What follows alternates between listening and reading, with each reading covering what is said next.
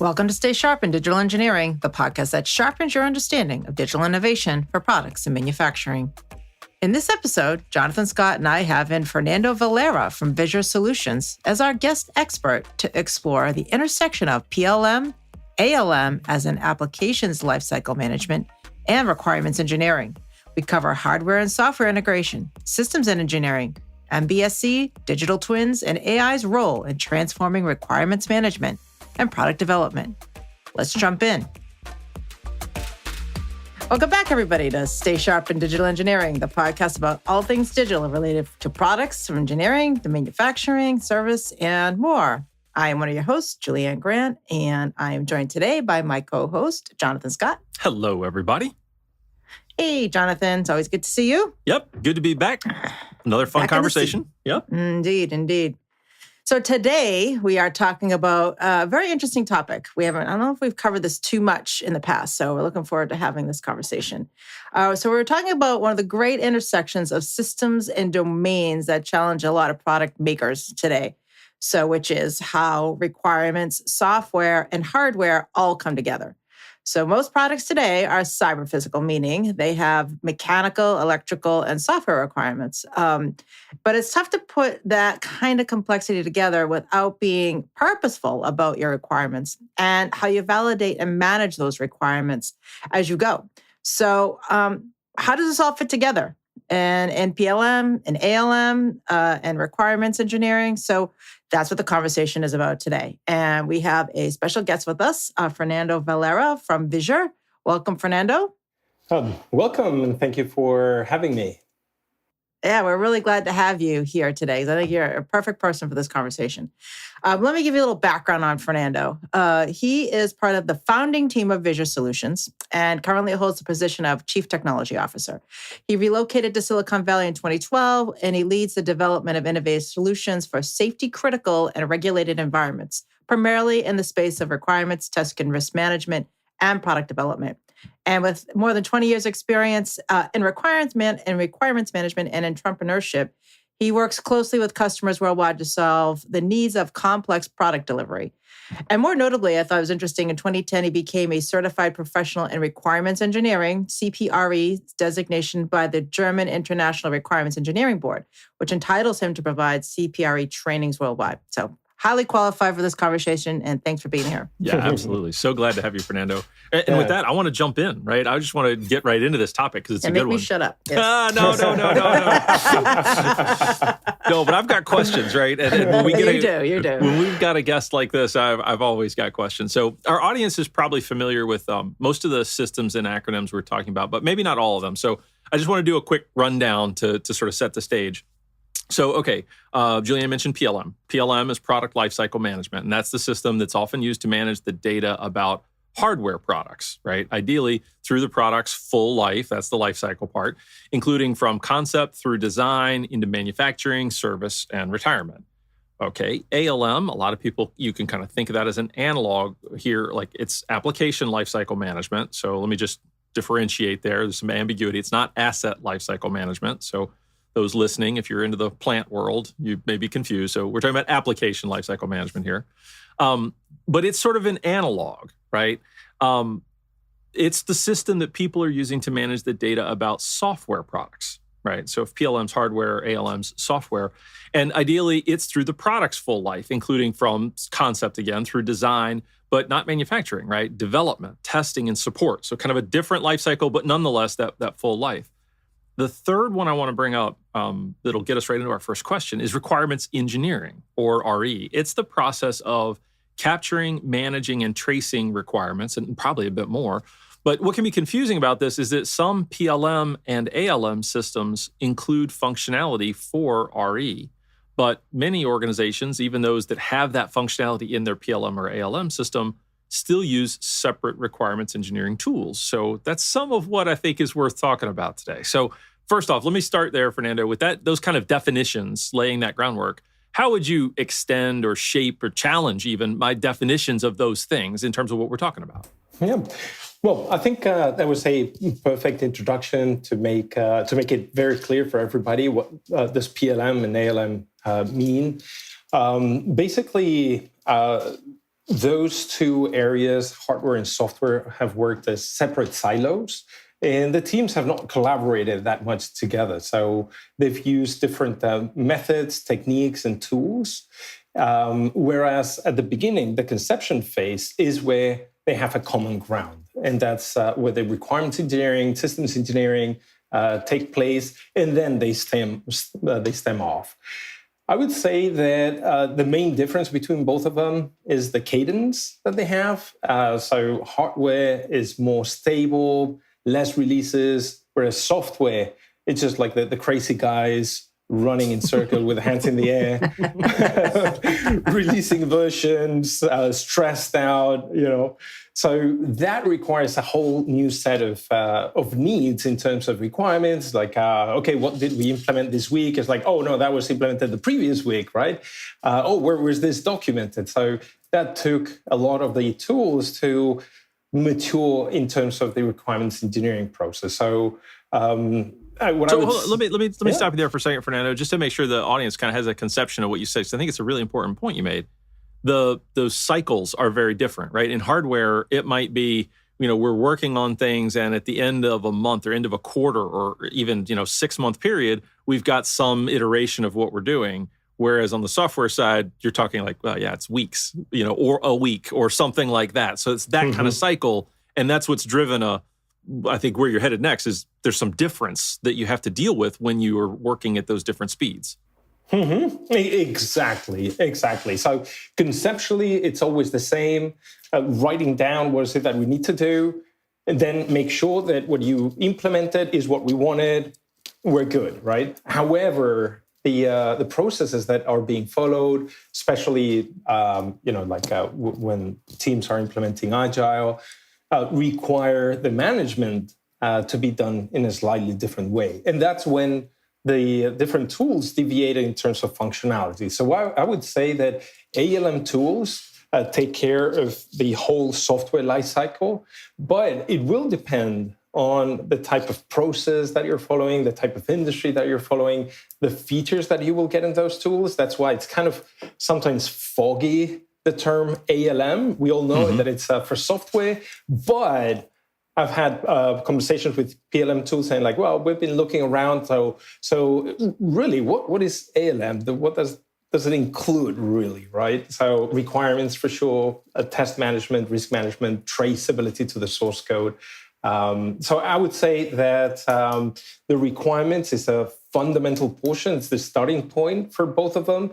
But the capabilities and the requirements for ALM will go a little bit further than the capabilities and requirements for PLM, traditionally speaking. And are they, you mentioned governance, and that brought up the word Agile, and that I think that leads to an important question. Does the type of governance you're going to have on your project or whatever you're doing to develop a product, is that going to matter in how you do your requirements engineering and how these tools need to work? For instance, if you're Waterfall on hardware and Agile on software, does that mean, these need to be different processes, or how does that look? Yeah, absolutely. That's a great question because traditionally, people have thought that they have to be two different processes. They had even different tools for each one of them. And what we found among our customers is that they have a big need to join those two processes together. Yeah, so for instance, I would consider the requirements engineering as an overarching activity where both ALM and PLM stem from, right? And you have to be able to have the tools that will adapt to whatever process you're following, whether it's an Agile or traditional V-Life cycle. But you need to know that everything has to be traced, right? So it's not necessarily that it means different tool set or functionality on the requirement side, but you do have to think about that. Like, how's it all going to blend? What's the process going to be? But it's not like, there's requirements for Agile and there's requirements for Waterfall and there's requirements for this. And so it's not like that's all different flavors. Yeah, exactly. I think it's just a matter of deciding, making sure what we do, establishing the correct methods and tools, especially in terms of tools as well. Some tools are very focused for let's say, PLM and don't support like the Agile world, or some tools are very Agile and they don't support the Waterfall. So making sure that you get the right tool in place is going to be fundamental for that. Okay. I think about this point about how you use these together, and I do see this challenge with a number of customers, right? Wondering that, trying to figure out what is the answer to this. And when I think about how to use the tools together, first off, it's a small set of customers because lots of people are focused on one or the other, and they're trying to bring in the opposite one, and then think about how to do requirements across all of them. But when I think about putting all of that together, I feel like there are a lot of challenges. Right. And I've got some of my own opinions on this, but I want to sort of set that stage for you. What do you see as those challenges around bringing requirements engineering into the mix of having both systems, maybe having a third because of how you want to focus on requirements engineering? What are the challenges with all of that? I think that there are different types of challenges. The first one is the cultural challenge.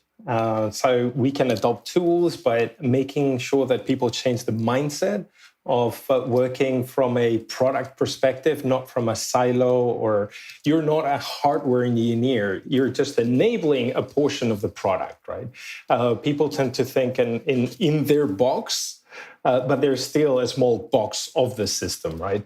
And that was very shocking for me since the beginning of time. These are the software guys, and they barely talk to the hardware guys. They only talk when these guys do something and they mess up the system, and that's right. That's when someone gets mad, and exactly. And then they talk all that they haven't spoken in a while, right? So that was it's like interfaces rather than collaboration, right? Exactly, precisely, right?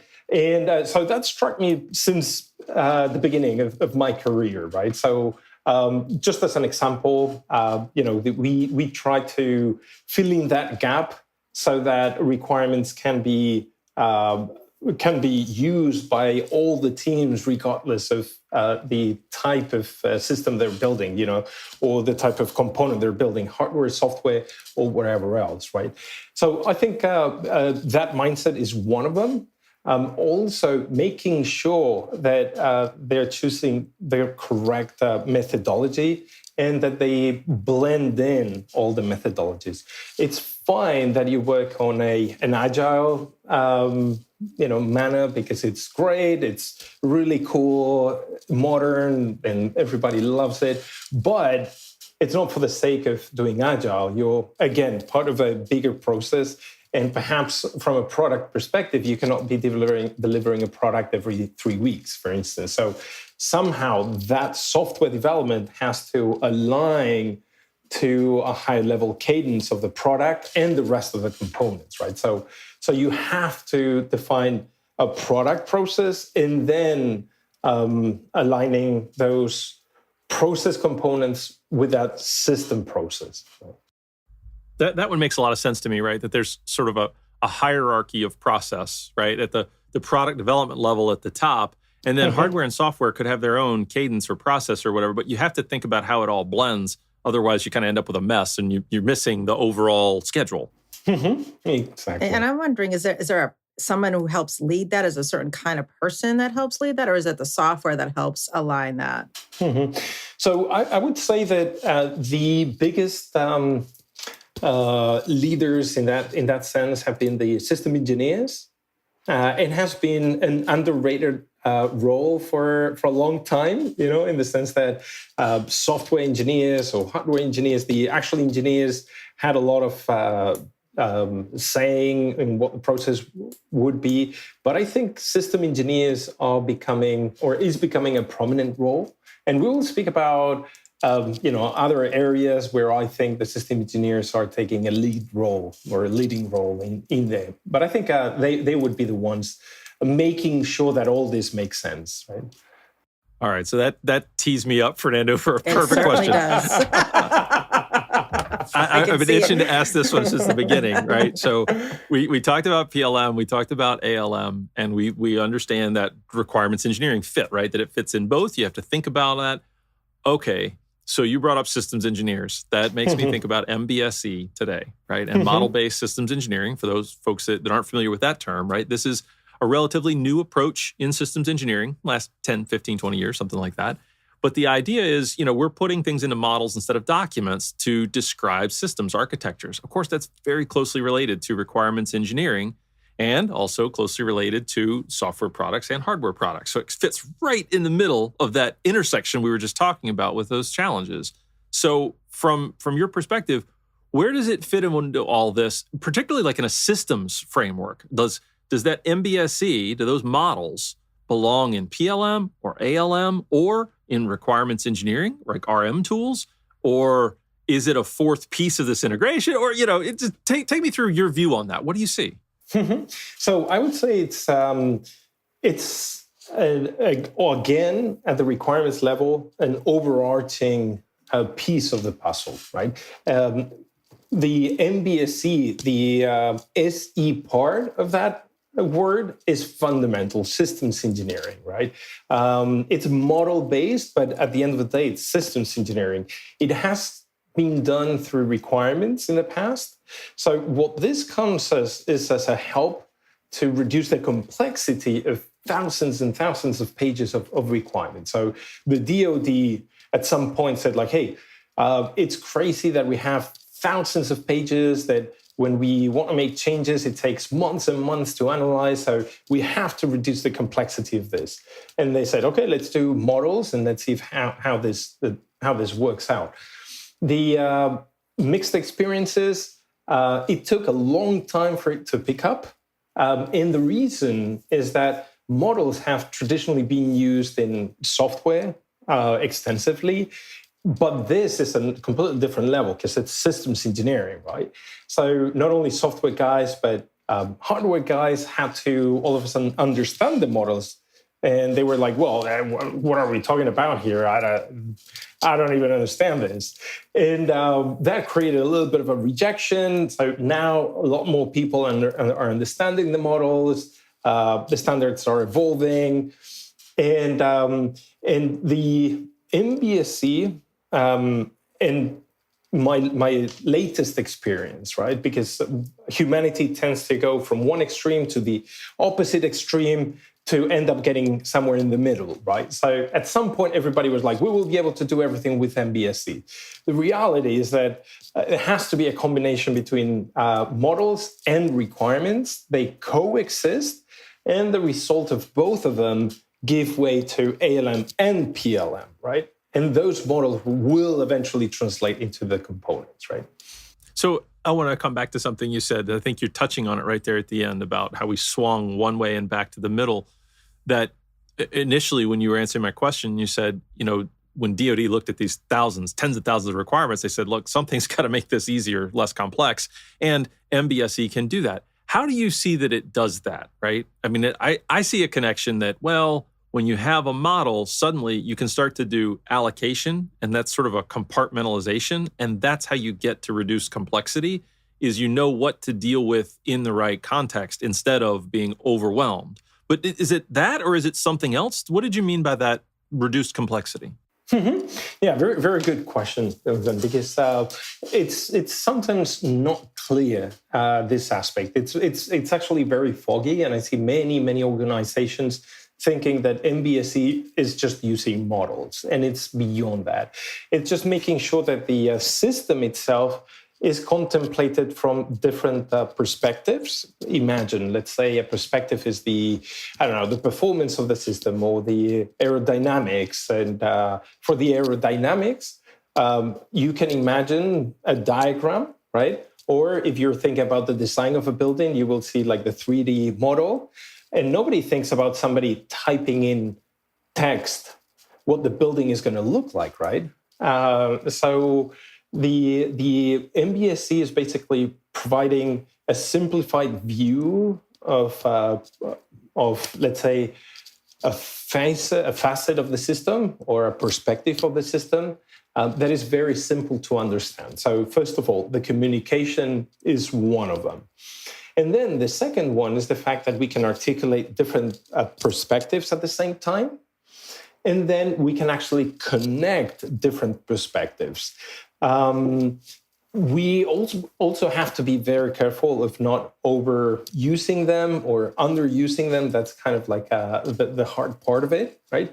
But I think the absolute key aspect coming from the use of model-based systems engineers will be the simulations.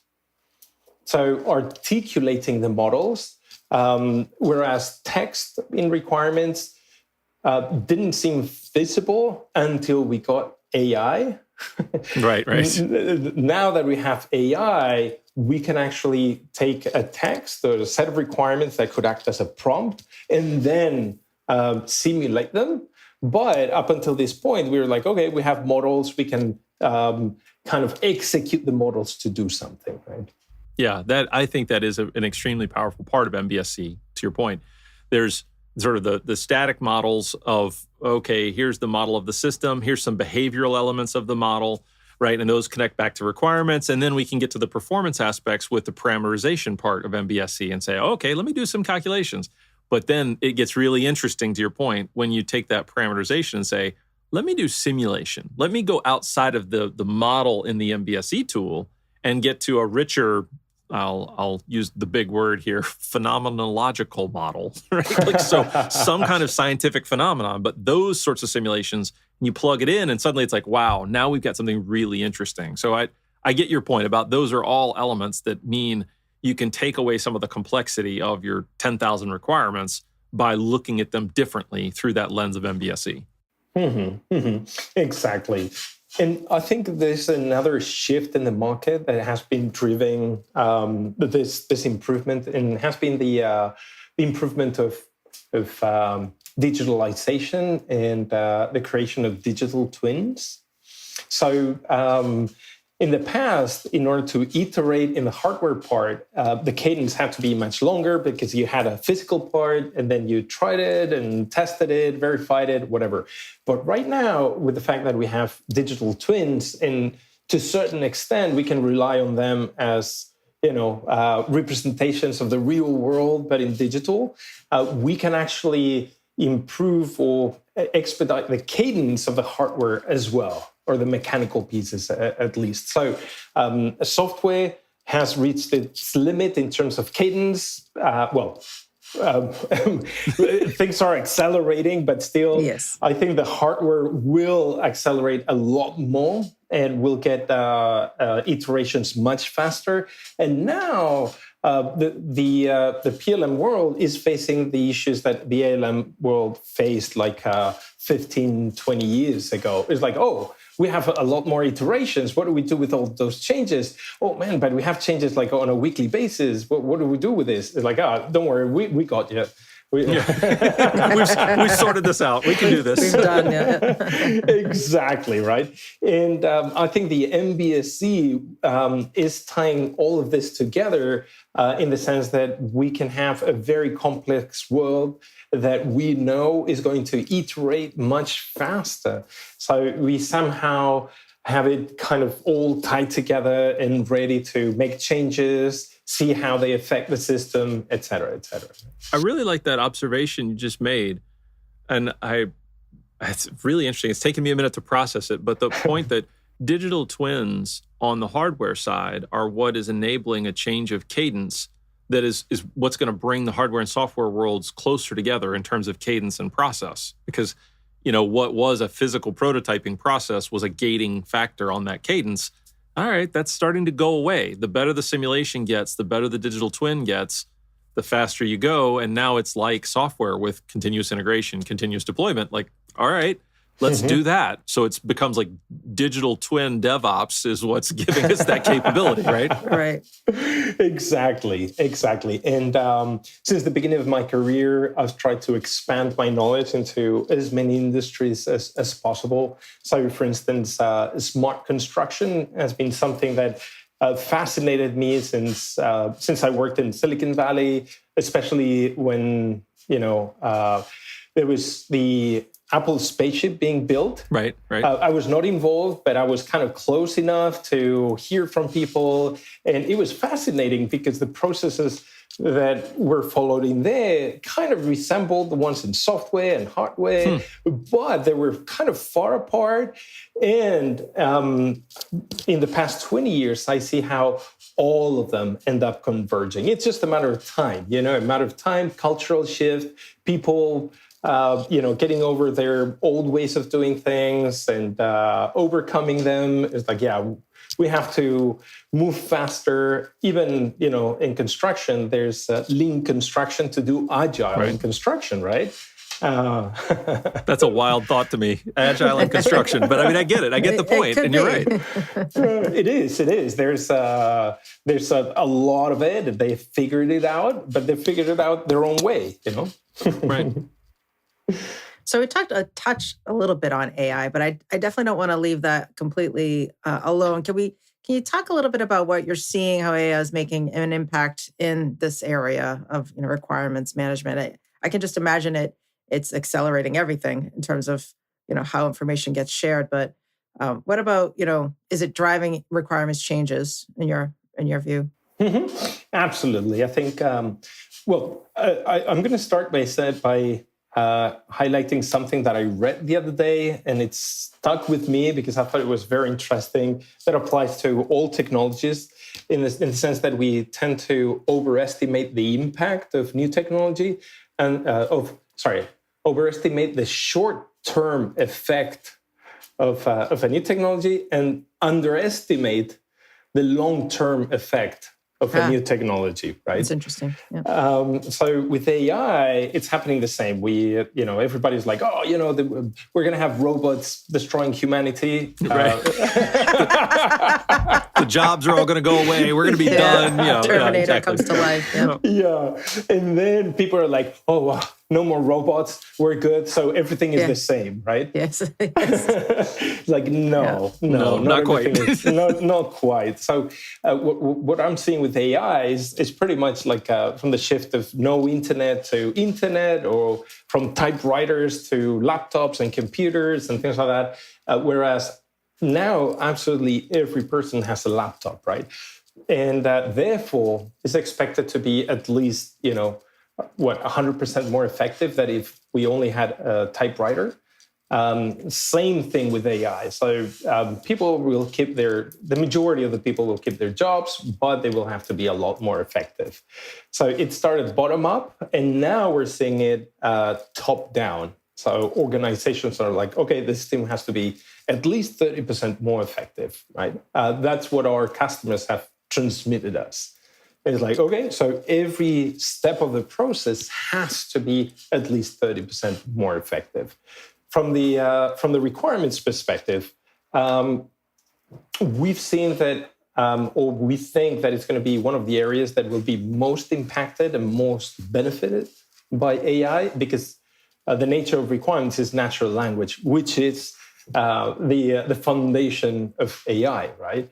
And we see that, for instance, in terms of images and 3D models, it's years behind of what natural language is. So, for instance, in terms of requirements, what we see is that it can do 80% of what an engineer is doing in terms of requirements engineer can be done by AI.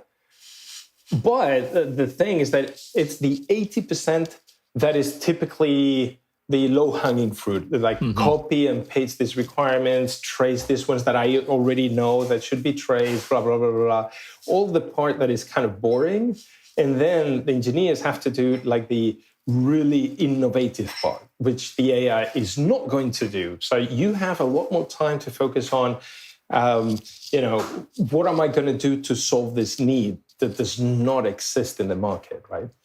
We cannot forget that AI is just all the knowledge in the internet. They just reshuffle it. I can access it, right? Exactly. And then it presents it to you in very nice words. And you're like, oh, wow, this is amazing. It's like, well, yes, it's amazing, but it's just leveraging existing knowledge. Exactly. But it's not coming up with new stuff that has never existed before. Right. I think the thing that I find interesting about that, and like you mentioned with the the 80% and handling the tasks that are really sort of mundane. The part that I find so interesting is the scale piece, right? That AI can deal with, like you said, the knowledge on the internet, that scale, whereas humans, like, we reach a limit and it's like, well, I can look at 10,000 requirements, but by the time I get to the 10,000th one, I don't remember the first 1,000, Yes, or the first exactly. 9,000, that to me is so interesting that where's that going to have an impact for us? But I like your assessment there, Fernando. It's like, yeah, it's going to help, but let's not think that it's going to be too crazy. It's not inventing anything. It's really just helping us do what we need to do and letting us focus on the parts that are unique to us. Exactly. So what I think the future of product development will be with AI is that, and nobody knows, right? But my idea is that once we come up with requirements, or I'll start with an example. And now there are websites where you can just type in what you want and they will build a website for you, right? So you just say like, I would like a user to register and do this and do that. And boom, you click and it builds the website for you. The biggest concern of users is that the website doesn't do everything that they were expecting. And the owners of the website, they say like, well, if you don't ask for it, it's hard for it to do it, right? Right. And I'm like, well, this sounds familiar, right? This is, I've heard this before, right? Right. So if you come up with proper requirements, then you could effectively be coming with a perfect prompt to build your system, right? No, that's an interesting point. Like that's really what prompt engineering is, right? Is it's requirements engineering. Exactly. Yeah. Exactly. So, for instance, once you have the perfect prompt, you can actually build a first version of your system, right? And of your hardware components and things like that. But then the idea of the engineers is to see the proposed solution and say, well, actually, you know what? This is very organic forms, and it's going to be very challenging to manufacture this because, manufacturing is, not very organic and et cetera. So why don't we do this and this and this and that? And then start adding restrictions to come up with a perfect solution, right? That's where I think the system will be going, right? No, that's interesting, that analogy between, or that connection between AI and requirements engineering, that's really what we're doing. We'll get the most out of AI, the better we constrain it, the better we inform it. I like that. Yeah, exactly. And I think the another part which is going to be absolutely fundamental is the fact that the standards are there for a reason, to keep us safe and make sure that what we build follows a certain level of quality. We all know that they are very important, but the cost of following the standards is outrageous as well, right? So some people are like, is this worth it, right? We know it has to be there, but it's hard to assume the cost. Well, I think that cost is going to drop down extremely significantly by the use of AI, because right now, all the tests that we're doing with our own platform with Visure is just like throwing in the standards and saying, okay, build up this requirement specification complying with all the standards. Boom, it does it. It's like, is there anything that does not comply with the standard? Like, well, you're a little bit vague with this and that. Okay, just fix it. Boom. Right. Yeah. That's back to that scale thing in the mundane, right? It costs us so much now to do that. You have to do it, but can we do it more quickly, right? And can you do it without having to think a lot about it because the AI is doing that for you? Exactly. Yeah. And I have to jump in here and interrupt, fellas, because this has been a fun conversation. I have to be careful of our time and respect our listeners' time as we try to keep our podcast somewhere in the neighborhood of, around 30 minutes-ish. So this is an excellent conversation, really fun. Jonathan, what are your thoughts here? I'm sure you have some interesting summary points. Well, I think we talked about a lot of great stuff. I'm going to do my best. I've been making notes as we've been talking, Fernando, but I heard a lot of things from the top, where we were talking about these different systems and what are they and are those definitions. I think we were pretty level set on the definitions. But one of the things we got into pretty quickly is, so how do they all fit together, right? And you brought up some really interesting points about requirements engineering really has been matured on the software side more so than on the hardware side. And that's had everything to do with speed. So speed's been a big driver that it's led us to understand how do you do this efficiently. And so there's been more requirements engineering in some ALM platforms, but of course now there are separate tools because you need to deal with both. And this activity of requirements engineering does apply to both. And I think another piece you mentioned is that governance really is where some of the challenge comes in, because you might have different governance models in hardware and software, but you have to think about how requirements fit to both. And that got us into that conversation about systems engineering and sort of blending all of those, right? The governance, the requirements engineering, and then the actual implementation. The architects in the middle, those systems engineers, are thinking about all that and how the whole process is governed as well. So that all those connections, I think, were great. You made another one that I think was interesting about the challenges that we face a lot of times around those differences in speed are about culture too, right? So we've developed these things like silos and interfaces to deal with the fact that, we're running every week on the software side and we're running every quarter on the hardware side or something like that. So those are challenges as we try to bring it back together. Now, okay, how do we get past those cultural challenges? Another piece you mentioned, which is really important, is when you do have that difference of cadence, you have to think about a hierarchy in product development of your governance, of your schedules. Like, how does it all fit together if you're not all exactly on the same cadence?